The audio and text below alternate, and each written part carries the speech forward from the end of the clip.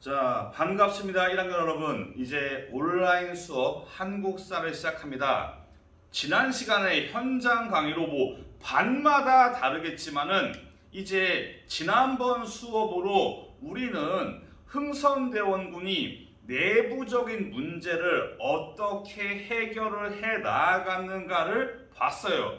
흥선대원군의 해결책은 완전하지 않았지만은 그래도 당시에 심해로 내려가던 조선의 상황을 끌어올렸다는 그런 의미가 있었습니다. 자, 그때 제가 당시 조선의 상황을 분석을 하면서 또 하나 당시에 조선이 처했던 상황이 무엇이었냐? 바로 대외적인 위기감입니다.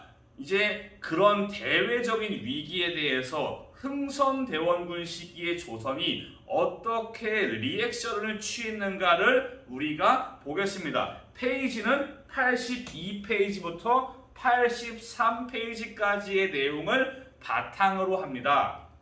자, 일단 먼저 82페이지에 있는 병인박해를 한번 만나보겠습니다. 자, 병인박해가 일어나게 된 배경은 제가 한 2번에 걸쳐서 설명을 했던 당시의 상황이에요. 제2차 아편, 1, 2차 아편 전쟁으로 청나라가 주어 터지는 상황을 보자 조선에서는 위기의식을 느껴요. 거기에 2차 아편 전쟁의 결과 러시아가 연해주를 차지하면서 조선의 이웃국가가 되고 러시아는 이제 우리 조선에 통상을 요구합니다. 무역을 하고 외교 관계를 체결하고 이런 것들을 요구를 해요. 그러자 조선은 러시아를 이대로 놔두면 안 되겠다. 러시아에 대한 대비를 어떻게 해야 되는가 혼란에 빠집니다. 이때 당시의 실권자였던 흥선대원군은 어떤 생각을 하냐? 동아시아에 전통적인 전략이 있어요. 중국이 많이 쓰는 방법인데 뭐였냐? 바로 이제이. 쉽게 말해 오랑캐로 오랑캐를 제어하고 오랑캐로 오랑캐를 막는 겁니다. 러시아 오랑캐가 한반도의 북쪽에 있으니까 다른 오랑캐를 통해서 러시아를 견제하자. 우리가 전 근대사를 안 배웠지만은 그 당시에 우리나라에는 뭐가 들어와 있냐? 천주교가 다른 말로 서학. 물론 당시의 조선은 서학이 금지였지만은 암암리에 몰래 들어와서 활동을 하고 있었습니다. 누가? 프랑스 신부, 프랑스 선교사가 와서 암암리에 숨어서 활동을 하고 있어요. 이거를 흥선대원군은 알고 있었습니다. 그래서 당시에 프랑스 신부를 불러와가지고 자, 신부님, 당신이 우리를 위해서 당신의 황제에게한테 얘기를 해가지고 러시아를 프랑스가 막아만 준다면 우리가 당신들의 종교의 자유, 서학의 천주교의 포교의 자유를 허용하겠다라는 식으로 얘기를 해요. 프랑스 신부의 입장에서는 상당히 통 큰 이야기입니다. 뭔가 거절하기가 어려운 제안이에요. 하지만 프랑스 신부는 딱 거절합니다. 프랑스 신부의 이야기는 이래요. 저기 흥선대원군 나으리, 이거는 외교와 정치의 문제이지 종교인인 제가 할 이야기가 아닙니다. 종교인은 종교인의 자세가 있습니다. 이런 식으로 얘기를 해요. 즉 자기는 종교인이니까 그런 거를 할 수가 없다. 상당히 아름다운 이야기입니다. 이게 여기서 끝난다면 상당히 아름다운 이야기인데 그 다음은 좀 아름답지가 않아요. 이렇게 프랑스 신부에게 얘기를 한 게 최종적으로 결렬이 되었습니다. 근데 이제 그 다음에 어떤 상황이 벌어지냐? 러시아가 한반도에 대한 관심을 살짝 접어요. 나중에도 제가 설명하겠지만은 러시아는 추운 나라예요. 추운 나라라서 뭐가 문제냐? 항구가 겨울에 얼어붙어 버립니다. 겨울철에 배를 못 띄워요. 얼음을 하나하나 꿰는 쇠빙선이 등장을 해야 되는데 문제는 뭐냐? 쇠빙선을 뜨는 데는 돈이 들고 당시에는 게다가 지금처럼 화끈한 배의 능력이 있는 게 아니라서 얼음 제거가 힘들어요. 결국 겨울에 배를 못 띄우니까 러시아가 원하는 거는 항상 얼지 않는 부동항을 원해요. 이거를 굳이 설명하는 이유는 나중에 제가 다시 한번 러시아에 대해서 언급을 하기 때문입니다. 그래서 러시아는 이 추운 나라에서 어떻게든 얼어붙지 않는 항구를 찾기 위해서 노력을 합니다. 이거를 누가 막냐? 영국이 막아요. 영국은 항상 당시 최강 대국으로서 누군가 자기에게 경쟁자가 될 가상 적국을 용서하지 않습니다. 러시아가 당시에 덩치도 크고 잠재력이 크고 세계 열강 중에 손꼽히는 국가로서 영국은 러시아를 견제합니다. 러시아가 만약 얼어붙지 않는 항구를 얻을 경우에 이 해양 대국이었던 영국이 큰 타격이 있습니다. 그래서 영국은 아프가니스탄, 이란 사방팔방 각지에서 러시아를 막습니다. 여기에서 쌈박질을 하다 보니까 러시아가 이제 한반도에 대한 관심을 잠시 접어요. 그러니까 흥선대원군 입장에서는 야, 러시아가 손 털었네? 야, 그럼 우리가 좀 러시아에 대한 좀 불안감을 낮춰도 되지 않을까? 라는 생각해요. 굳이 프랑스를 개입시킬 필요가 없어요. 거기에 흥선대원군이 천주교도와 접촉을 했다는 소식이 알려지기 시작하면서 이제 유학 사상을 공부하는 유생들, 유림들 이런 사람들이 들고 일어납니다. 어떻게 흥선대원군이 천주교랑 놀아납니까? 막 뭐라고 해요. 그래서 이런 정치 공세에 대해서 흥선대원군은 이걸 물리치기 위해서 천주교에 대한 박해를 시작합니다. 그것이 바로 병일 박해입니다. 우리나라에서의 그 기독교 박해의 역사, 천주교 박해의 역사에서 손꼽히는 가장 많은 숫자가 죽습니다. 프랑스인 신부 12명 중에 9명이 죽고 이 병인 박해 시기에 사망한 천주교도가 8,000명이 넘습니다. 많은 숫자가 이때 사망을 합니다. 근데 원래 프랑스 신부는 12명이 활동 중인데 9명이 사망해요. 3명이 비죠? 3명이 어디로 갔냐? 3명이 중국으로 도망갑니다. 당시에 중국에 머물러 있던 2차 아편전쟁 종료 이후에 중국에 머물러 있던 프랑스 함대에다가 이제 이 사실을 알립니다. 지금 조선에서 한반도에서 천주교도가 죽고 우리 프랑스 신부가 죽었습니다 라고 알립니다. 그러자 이제 이거를 프랑스는 가만히 놔둘 수가 없는 겁니다. 겸사겸사 조선을 응징하면서 겸사겸사 조선의 문을 열고 무역을 통해서 세력을 확장시킬 제국주의적 정책을 꿈꾸게 되는 겁니다. 그래서 발생한 게 병인 양요인데 그 전에 병인 박해와 병인 양요 전에 한 가지 사건이 있어요. 미국의 무장 상선, 해적을 막기 위해서 무장을 한 상선 제너럴 셔먼호가 대동강으로 와서 평양에다가 저기 우리 제너럴 셔먼호인데 우리 장사하지 않을래요? 이런 식으로 통상 무역을 요구합니다. 조선은 당시의 지방 관리는 우리는 서양 오랑캐랑 무역을 하지 않느니라 썩 꺼져라 라는 식으로 거절을 해요. 여기에 대해서 제너럴 셔먼호가 그냥 가면 되는데 얘들은 그냥 가지 않고 뭘 하냐? 함포를 쏘고 백성들을 죽고 또한 거기다가 이에 대해 항의하러 온 우리 조선의 관리를 납치해서 억류합니다. 말 그대로 깽판을 친 겁니다.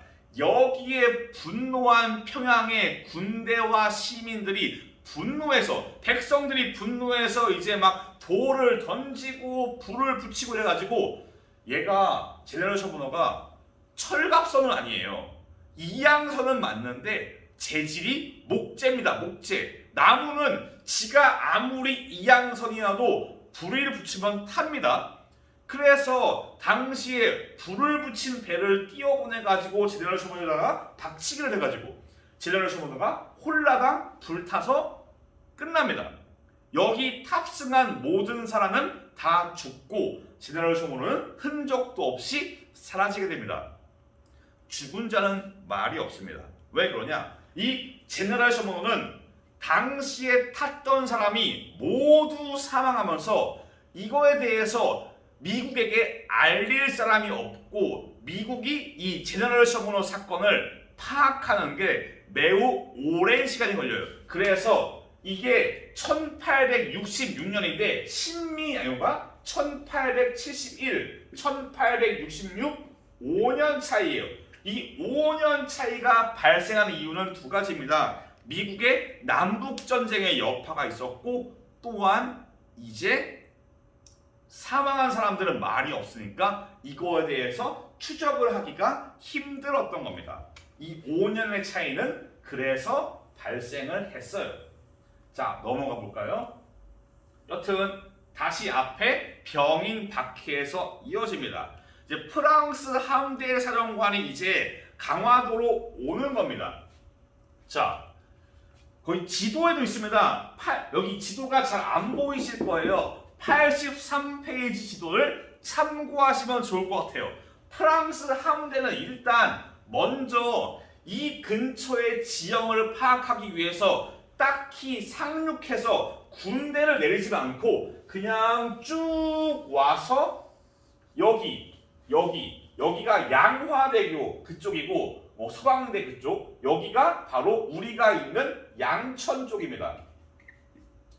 예전에는 양천구 이쪽, 우리 양천양교 이론 쪽이 예전에는 경기 지역이었어요. 서울이 아니었습니다. 여튼 여기까지 오면서 이제 당시 강화도와 서울로 가는, 한양으로 가는 길을 살짝 스캔을 해요. 아, 이렇게 길이 있구나. 지도를 그려가면서 파악을 한 프랑스 함대는 일단 철수합니다. 철수하고 곧 이어서 병력을 이끌고 2차로 들어와서 그때는 상륙을 해서 강화도를 공격을 합니다. 조선이 강화도에 아예 군대가 없는 건 아닌데 나름대로 강화도는 약간 뭐랄까 당시의 조선시대의 왕실의 피난처로서 요새화되어 있긴 한데 아무래도 프랑스의 그 무장 상태, 전쟁 경험과는 비할 바가 없어요. 프랑스랑 조선의 총의 차이가 사거리가 약 4배에서 5배 차이입니다. 분당 사격할 수 있는 분당 사격 발수도 우리는 끽해봤자 화승총이에요. 막대기 꽂고 쑤시고 화약 집어넣고 쑤시고 총알 넣고 쑤시고 가서 땡기고 쏘고 절차가 복잡해서 끽해봤자 1부대 1발에서 2발인데 프랑스는 그것보단 빠릅니다. 그래서 훨씬 빨리 쏘는 애들이 훨씬 멀리서 쏴요. 애초에 무장 상태에서 상대가 되지 않습니다. 이때 프랑스 병사가 한 1,500명이 있었고 상륙은 한 800명이 합니다. 이 800명이 와가지고 강화도를 확 휩쓸어서 점령을 한 겁니다. 이들은 강화도를 점령하면서 뭘 요구하냐? 이제 그들의 제국주의 정책의 상징, 통상, 이제 무역과 외교를 요구를 하는 겁니다. 조선은 이를 거부하고 강화도에 대해서 반격을 할 준비를 해요. 이걸 알아챈 프랑스 군대가 강을 건너서 지금 김포 쪽에 있는 문수산성, 여기가 강화도의 바로 건너편이에요. 얼마 안 됩니다. 강화도에서 여 끝에서 여기까지 걸어갈 수도 있어요. 상당히 가까운 거리입니다. 그래서 이 문수산성으로 군대를 보내서 여기를 공격합니다. 한성근이 이끄는 군부대가 활약을 하지만은 활약이라기보다는 약간 열심히 싸우지만은 애초에 장비가 차이가 나기 때문에 한성근의 부대는 여기에서 철수를 합니다. 그리고 다시 돌아옵니다. 돌아와서 이제 강화도의 각 지역을 점령을 해 나갑니다. 누가? 이제 프랑스가. 그러면서 문화재도 약탈합니다. 이따가 말씀드릴 외규장각 도서라던가 문화재를 약탈하고 민가를 불태우고 살인, 방화 등등을 하면서 이 지역을 쑥대밭으로 만들기 시작을 해요. 근데 이제 프랑스가 싸우다 보니까 완전히 방심합니다. 야, 조선 놈의 애들 가만히 보니까 쌈박질도 못하네. 야, 우리 그냥 껌이다 껌. 이러면서 프랑스가 완전히 방심해요. 전쟁터에 나가는 군부대가 돼지고기 씹고 와인 씹고 이러면서 포도주랑 고기 씹고 야 신난다 이러면서 아예 방심한 채로 대비를 아예 하지 않고 정족산성으로 들어갑니다. 정족산성에 진입을 할 때 여기에 숨어있던 양원수가 매복을 했던 양원수가 뛰어나와서 그 부대와 함께 공격합니다. 아무리 장비가 후달려도 근접거리에서는 아무리 총이 좋아봤자 피해를 볼 수밖에 없어요. 여기에서 저기거리면은 총을 아무리 잘 쏘든 총이 아무리 멀리 나가든 그런 건 의미가 없어요. 이 거리는 니도 한 방 나도 한 방입니다. 갑작스럽게 기습한 양원수의 부대에 의해서 프랑스 부대는 피해를 봅니다. 이 피해의 정도가 조선 측의 기록과 프랑스의 기록이 다른데 일반적으로 원래 한국사이기 때문에 조선의 기록을 봐야겠지만은 당시에 수많은 자료가 프랑스의 기록이 좀 더 입증성이 있다고 뭐 세계사적으로도 얘기를 하고 있어요. 여튼간에 프랑스 군의 피해는 부상자가 한 30에서 40명. 죽진 않았대요. 우리의 기록은 100명 이상 죽였다 이러지만은 얘들은 죽진 않고 3, 40 부상 이렇게 얘기를 해요. 근데 일단 패배는 패배입니다. 프랑스 군대가 여기를 점령하지 못하고 부상을 입은 채로 후퇴를 합니다.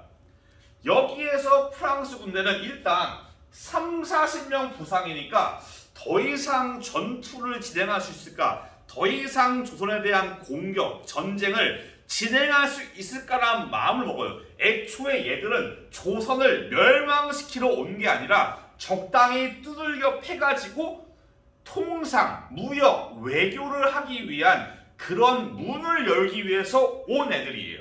그렇기 때문에 얘들은 일단 부상당했으니까 뭔가 전투는 힘들 것 같아요.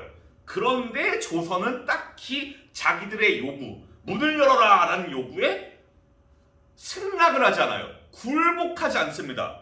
흥선대원군이 그럴 사람이 아니에요.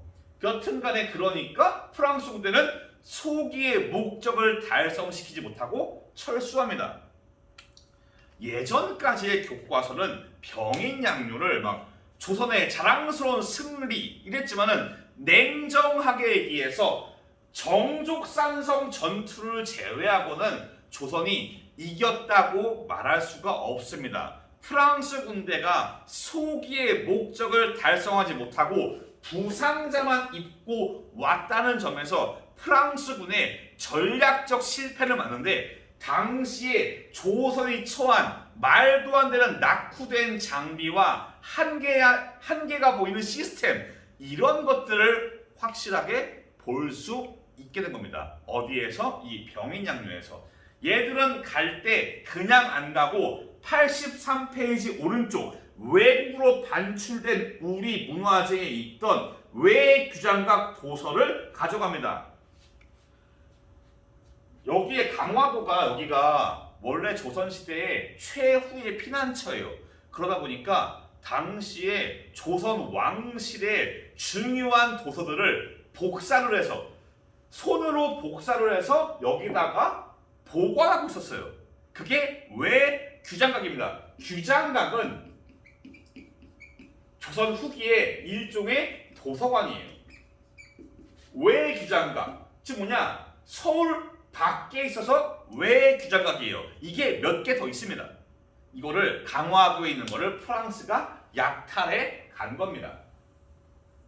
여튼 이렇게 병인 양요가 종료가 되었어요.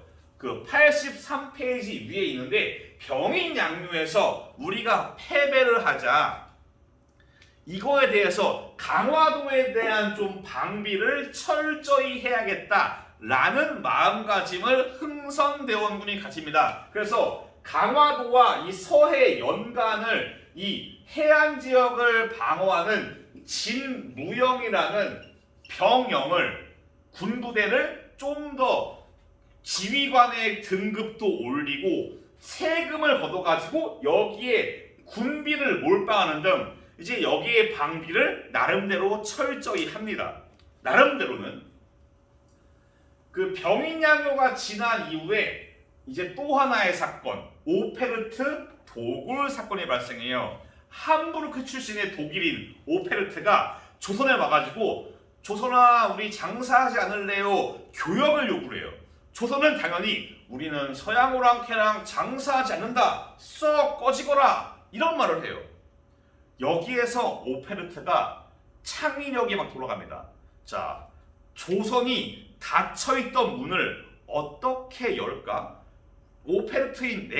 오페르트가 조선과 교역을 하기 위해서 어떻게 하면 좋을까? 국리를 하던 오페르트는 어떤 짓을 하냐? 즉 당시의 왕이 고종이고 고종의 아버지가 흥선대원군.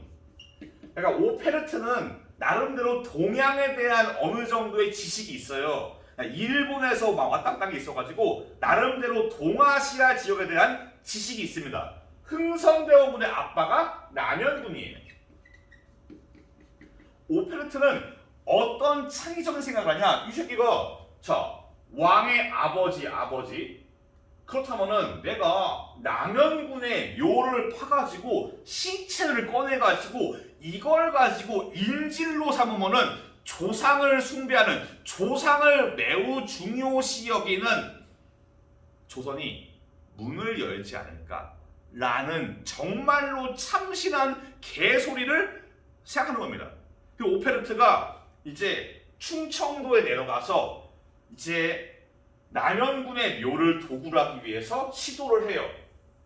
배를 끌고 와서 인부와 병사들을 끌고 내려가지고 남현군 묘로 갔습니다. 이제 가가지고 삽질을 합니다. 자, 열심히 도굴해보자. 막 삽질을 하는데 갑자기 어느 순간 깡 소리가 나요. 이상하다? 막 파보니까 여기가 이렇게 되어 있어요.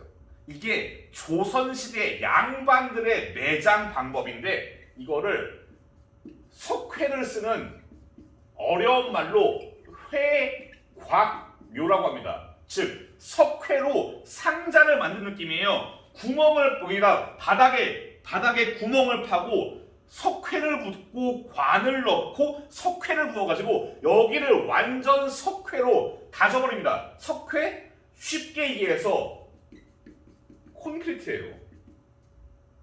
완전히 여기를 밀봉을 해버려요. 그래서 종종 나오는 게 조선시대의 미라가 나오는 게 이런 것 때문입니다. 조선시대의 미라가 나오는 게 이래서 그래요. 어떤 공기나 이런 거 통하지 않으니까 여기에서 바싹 말라가지고 미라가 되는 거죠. 여튼간에 오페르트가 막 하다 보니까 이걸 발견을 해요. 오페르트가 뭐 폭약이나 화포를 들고 온 게 아니니까 이거를 제낄래야 제낄 수가 없어요. 날도 밝아오고 결국 오페르트는 철수합니다. 남겨진 건 뭐냐? 당시에 조선 사람들이 발견하는 거는 파헤쳐진 왕의 할아버지의 묘인 겁니다. 이때 서양 사람들에 대한 분노가 어마어마하게 끌어오릅니다. 야, 서양 놈의 새끼들이 가만히 보니까 ABM에도 몰라보는 페루 새끼들인데 이러면서 이 서양에 대한 반감이 최고조로 올라요. 통상이 뭐니 이제는 말도 통하지 않을 그런 상황입니다.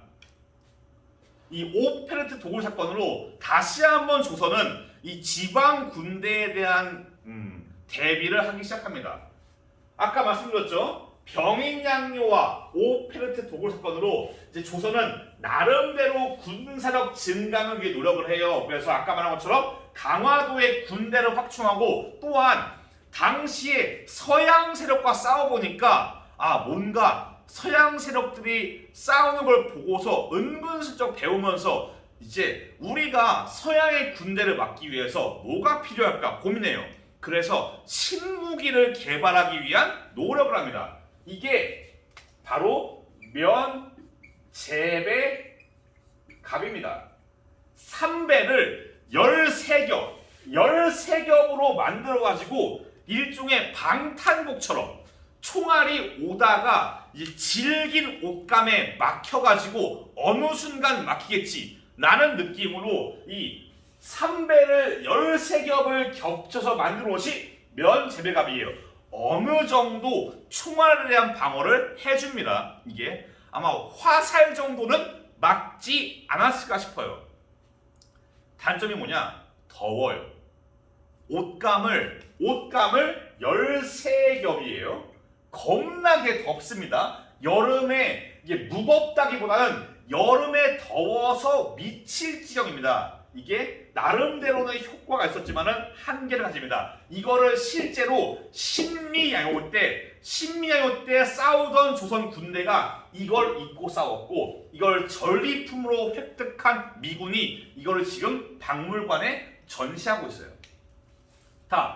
이건 뭐냐? 이제 병인양요 이후에 이제 거대한 이양선을 막기 위해서 어떻게 할까 하면서 개발하는 일종의 기뢰 같은 배가 지나가면 터지는 시한폭탄 같은 수레를 이게 바로 수레포입니다. 수레포. 학습지에 밑에도 있어요. 이 수레포를 개발하기 위한 노력을 합니다. 물론 이거는 실제적으로 운용되지 않았지만은 당시에 이제 이런 신무기들을 개발해서 서양의 군대를 막기 위한 노력을 하는 겁니다. 다음은 이제 마지막쯤이겠네요. 신미양요입니다. 연도는 1871년.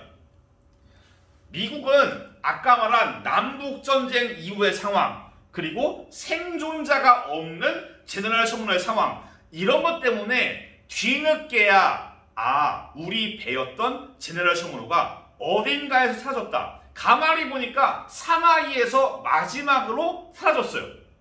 그래서 제너럴 셔먼호가 어디 있나 찾아보니까 마지막에 조선으로 갔대요. 마지막에 조선에 갔다고 하니까 이제 미국 정부가 조선한테 조선아 가만히 보니까 우리 배 한 척이 거기 가서 사라졌다. 내가 볼 때는 거기 근처에서 뭔가 침몰한 것 같다. 생존자가 있을지 모르니까 우리가 가서 거기를 탐색을 해볼게. 요구를 해요. 근데 오페르트 도굴 사건으로 반감이 완전 올라가 있는 조선은 이 미국의 요구를 거절합니다. 거절을 하든 말든 나발이든 간에 미국은 딱히 조선과 상관없이 일단 옵니다. 일단 와서 강화도를 공격을 해요. 미국은 프랑스랑 달리 프랑스는 걔들이 공격할 때 야포라던가 함포를 제대로 쓰지 않았는데 미국은 오자마자 무수한 함포를 막 쏟아부어가지고 초지진, 덕진진, 화끈한 화력전으로 여기를 점령해버립니다. 그리고 더 나아가서 광성보로 올라가게 되는 겁니다.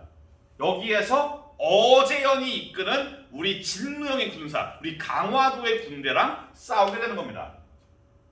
미국이 프랑스보다 당시 전 세계에서 인지도, 네임밸류는 떨어져요. 하지만 미국이 남북전쟁이나 인디언 전쟁, 아메리카 원주민과 싸운 그 전쟁들, 여러 가지 전쟁 등으로 경험과 기술력이 어느 정도 올라가 있습니다. 심지어 당시에는 미국의 군대가 1분에 쏠 수 있는 게 거의 10발이에요. 우리는 한 발에서 2발. 애초에 장비가 상대가 안 되고 대포까지 끌고 온, 야포를 끌고 온 미국의 군대에 상대를 할 수가 없는 겁니다. 그래서 결국 광성보에서 어제연이 진짜 막 힘겹게 싸우지만은 결국 패배합니다. 그런데 이 광성보의 싸움에서 미군도 질립니다. 정말 처절하게 싸워요. 이들은 항복을 하지 않아요. 막 총 쏘다가 안 되면 활을 쏘고, 안 되면 돌 집어던지고, 안 되면은 흙 뿌리고 이빨로 물고 이러면서 죽을 때까지, 누구든지 간에 죽을 때까지 최후를 다해서 미국과 싸우고, 안 되면 심지어 자살을 합니다. 자살을 해요. 그 정도로 당시의 조선 군대가 처절하게 싸우니까 미국도 이겼어요. 하지만 질립니다. 겨우 강화도를 싸우는데 이러면은, 야, 강화도가 아니고 내륙으로 생각하면은 미국이 보게 될 조선의 군대는 어떨까? 미국이 완전히 질립니다. 그래서 이쯤 하면 됐다. 야, 이쯤 되면은 조선이 우리의 의도와 목적을 알았을 거야. 항복하겠지. 기다립니다. 기다려도 조선에서 연락이 안 와요. 당시의 흥선대원군은 미국이 쳐들어오자 뭘 하고 있냐? 의병을 모으고 군자금을 모으면서 미국과 최후까지 항전할 지구전을 준비하고 있어요. 미국의 의도와는 다릅니다. 미국은 기다려도 오지 않으니까 결국 철수합니다. 조선이 어떠한 반응을 보이지 않자, 그들의 요구에 응답하지 않자 철수합니다. 이렇게 해서 신미양후도 끝이 납니다. 신미양후는 냉정하게 얘기해서 승리한 전쟁이 아닙니다. 미국이 전략적으로 실패했지만 우리는 승리한 전투가 한 개도 없습니다. 하지만 어떻게 보면 당시에 정치 외교적인 방법으로 우리는 어떻게 보면은 미국이 의도한 거를 해내지 못하겠어요. 이게 좋은 건지 안 좋은 건지를 모르겠습니다. 그래서 이거는 우리의 찬란한 승리가 아닌, 엄밀히 따지면은 우리 군대가 가진 현실을 잘 보여준 전투였다고 보여집니다. 자, 여튼간에 신미양후로, 자, 미국이 돌아갔어요. 여기에 흥선대원군이 완전 필을 받아요. 야, 우리가 해냈다. 중국도 못한, 청나라가 못한 서양 세력의 저지를 우리가 해냈다. 야, 우리가 했다. 그러면서 흥선대원군은 자기의 정책이 옳았음을 각지에 비석을 꽂아서 알립니다. 그게 바로 척화비입니다. 척화비의 내용은 서양 오랑캐가 침범하는데 싸우지 않는 것은 화친하는 것이요, 화친을 주장하는 것은 나라를 파는 일이다. 82페이지 위에 있습니다. 비석 옆에 있어요, 내용이. 이걸 통해서 이 말 자체가 애초에 흥선대원군의 대외 정책을 잘 보여주는 겁니다. 이 척화비는 나중에 임오군란 시기에 일본의 요청으로 철거됩니다. 지금까지 우리가 서구 열강의 침략을 배웠는데 여기 82페이지 왼쪽에도 있어요. 이 시기는 시간 순서가 헷갈릴 수 있어요. 먼저 병인 박해, 그 다음 몇 달 지나지 않아서 제네럴 셔먼호, 그리고 바로 이어서 병인 양유, 그 다음은 오페레트 도굴 사건, 마지막 신미양후. 이 순서에 맞게 제가 수업을 했어요. 웬만하면은 이 시간 순서를 잊지 말고 학습지에도 시간 순서가 되어 있습니다. 자, 정리해 봅시다. 학습 포인트.